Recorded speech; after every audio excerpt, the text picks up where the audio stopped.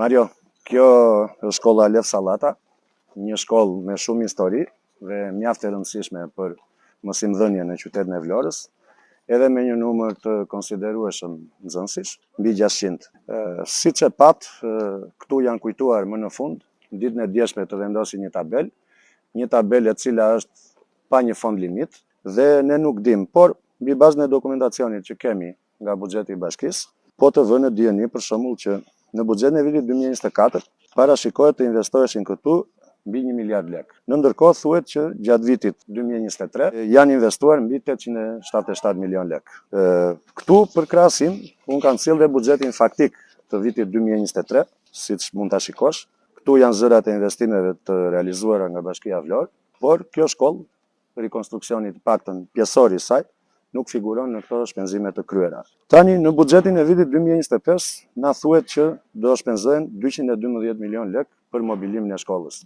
Siç mund të shihet, dashur qytetar, nxënës apo mësues apo prindër, punimet janë në një fazë të atill që ju e shikoni vetë që është e pamundur të përfundohen brenda 3 muajsh, siç thuhet në tabelën informuese. Pra, ky është serioziteti dhe kjo është vlerësimi që ka kjo qeveri dhe kjo bashki për investimet dhe sidomos për investimet në arsim.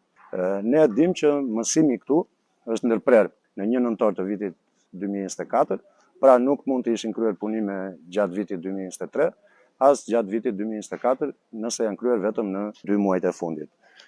Ky është një mashtrim i hapur, edhe ndoshta ne përfitojmë nga rasti të bëjmë thirrje edhe organeve ligjvatuese që ta shikojnë këtë investim në qytetin e Vlorës, sepse është një investim që përveç paaftësisë mund të ketë edhe nota korruptive nga mbrapa. Siç e dini, kjo si një shkollë e rëndësishme prej vitesh në qytetin e Vlorës, u mungon edhe prindërve, edhe nxënësve, edhe stafit mësimor dhe jo mësimor, dhe ata janë detyruar të spostohen në shkollën Ismail Qemali dhe të zhvillojnë mësimin pasdite.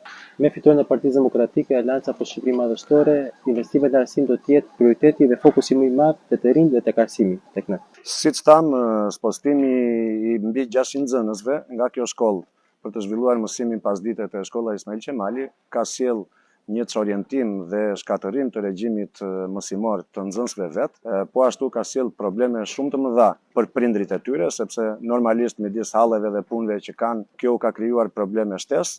Gjithashtu edhe personeli mësimor dhe jo mësimor po e vuan këtë, sepse edhe ata janë prindër vetë. Prandaj, në fund fare, ajo që është më e rëndësishmja, procesi i mësimdhënies dhe i mësimnxënies po vuan shumë nga kjo histori dhe nga ky kalvar.